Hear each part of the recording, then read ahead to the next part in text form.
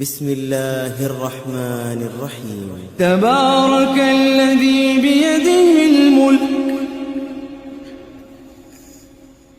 تبارك الذي بيده الملك تبارك الذي بيده الملك وهو على كل شيء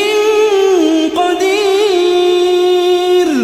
الذي خلق الموت والحياة ليبلوكم أيكم أحسن عملا وهو العزيز الغفور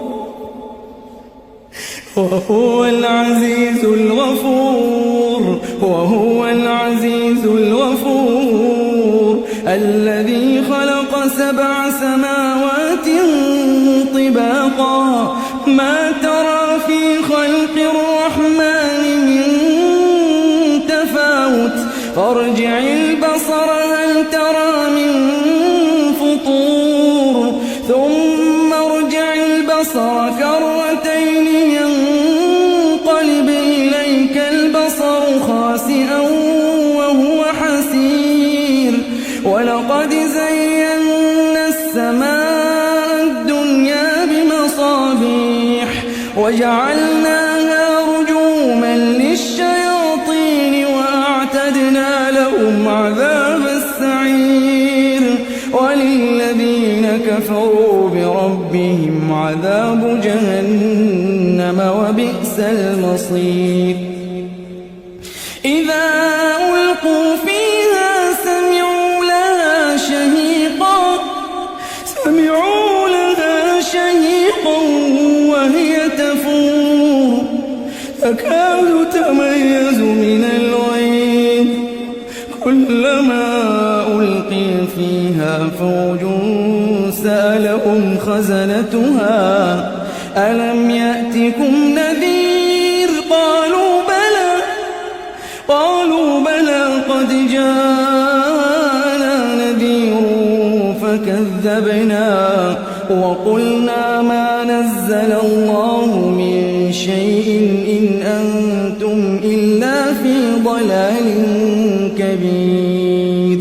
وقالوا لو كنا نسمع أو نعقل ما كنا في أصحاب السعير فاعترفوا بذنبهم فسحقا لأصحاب السعير إن الذين يخشون ربهم بالغيب لهم مغفرة وأجر كبير وأسروا قولكم أو اجهروا به إنه عليم بذات الصدور ألا يعلم من خلق وهو اللطيف الخبير هو الذي جعل لكم الأرض ذلولا فامشوا في مناكبها وكلوا من رزقه وإليه النشور أأمنتم من في السماء أن يخسف بكم الأرض فإذا هي تمور أم أمنتم من في السماء أن يرسل عليكم حاصبا فستعلمون كيف نذير ولقد كذب الذين من قبلهم فكيف كان نكير أولم يروا إلى الطير فوقهم صافات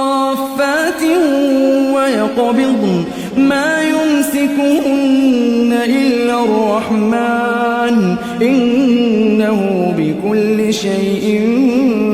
بصير أمن هذا الذي هو جند لكم ينصركم من دون الرحمن إن الكافرون إلا في غرور أمن هذا الذي يرزقكم إن أمسك رزقه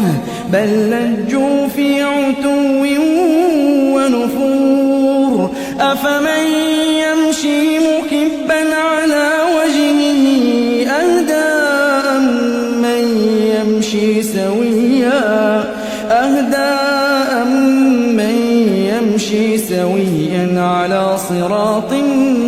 مستقيم قل هو الذي أنشأكم وجعل لكم السمع والأبصار والأفئدة قليلا ما تشكرون قل هو الذي ذراكم في الأرض وإليه تحشرون ويقولون متى هذا الوعد إن كنتم صادقين قل إنما العلم عند الله وإنما أنا نذير مبين فلما رأوه زلفة سيئت وجوه الذين كفروا وقيل هذا الذي كنتم به تدعون قل أرأيتم إن أهلكني الله ومن معي أو رحمنا فمن يجير الكافرين من عذاب أليم قل هو الرحمن آمنا به وعليه توكلنا فستعلمون من هو في ضلال مبين قل أرأيتم إن أصبح ماؤكم غورا فمن يأتيكم بماء